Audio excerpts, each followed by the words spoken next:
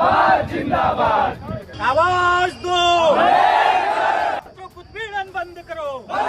तो मैं सभी प्रतियोगी साथियों से कहना चाहता हूँ, जितने भी इलाहाबाद में प्रतियोगी साथी हैं वो 29 तारीख को 6 बजे मनमोहन पार्क कटरा में जरूर उपस्थित हो। यूपीएसआई, नीट, यूपी लेखपाल और फिर एसएससी जीडी के पेपर के लीक और धांधली के बाद छात्रों का गुस्सा गवर्नमेंट और गवर्नमेंट के आयोग के खिलाफ अब देखने को मिल रहा है।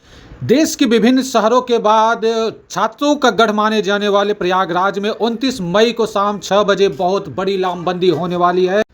29 मई को सरकार के खिलाफ प्रयागराज में छात्रों की यह लामबंदी बहुत बड़ी भीड़ को आकर्षित करने वाली है। शाम को 6 बजे छात्र नेता ने सभी प्रतियोगी छात्रों से अपील की है कि वे ज्यादा से ज्यादा संख्या में उपस्थित हो और इस आंदोलन को सफल बनाना। छात्रों ने सरकार को यह भी चेतावनी दी है कि अगर उनकी मांग को स्वीकारा नहीं गया तो फिर उसके बाद एक बहुत बड़ा जन आंदोलन, छात्र आंदोलन सरकार को देखने को मिल सकता है। लेखपाल एग्जाम को लेकर जहां पर प्रतियोगी परीक्षार्थियों की यह डिमांड है कि इस एग्जाम को दोबारा से फिर से ऑर्गेनाइज करवाया जाए, चूंकि इस एग्जाम में लेखपाल के पेपर में बहुत बड़ी जगह जगह पर धांधली हुई है। जहां पर एक और छात्रों की डिमांड है कि इस पेपर को दोबारा से किया जाए, लेकिन वहीं पर सरकार इस आरोप को सिरे से खारिज करते हुए उनके इस डिमांड को एक्सेप्ट करने से बिल्कुल दूर दिख रही है। और सरकार का यहां पर यह दावा है कि न कुछ धांधली हुई है, न पेपर लीक हुआ है, लेकिन इसके बावजूद कुछ लोग अपने फायदे के लिए सरकार के खिलाफ आवाज उठा रहे हैं, छात्रों को उकसा रहे हैं। और इसीलिए गवर्नमेंट और गवर्नमेंट एजेंसी की तरफ से यानी कि उत्तर प्रदेश पुलिस की ओर से लोगों पर एफआईआर भी दर्ज की गई है झूठी अफवाह फैलाने के लिए,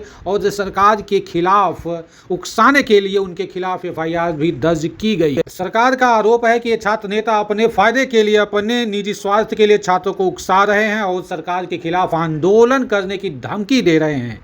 सरकार के इस रवैये और छात्रों की बात को अनसुनी करने के लिए अनसुनी करने पर सारे छात्र सरकार के खिलाफ लामबंदी कर रहे हैं। सरकार के खिलाफ उनके मन में काफी ज्यादा गुस्सा है और इस समय छात्रों का सिर्फ यही मानना है कि सरकार उनका शोषण कर रही है, उनका उत्पीड़न कर रही है, उनकी बात को सुनी नहीं जा रही है और आवाज उठाने वालों के ऊपर मुकदमा दर्ज किया जा रहा है। इन सब बातों से, इस सरकार के इस रवैये से छात्रों में काफी ज्यादा आक्रोश है जो 29 मई को शाम 6 बजे प्रयागराज के मैदान में देखने को मिलेगी, जहां पर बहुत भारी भीड़ उमड़ने की आशंका जताई जा रही।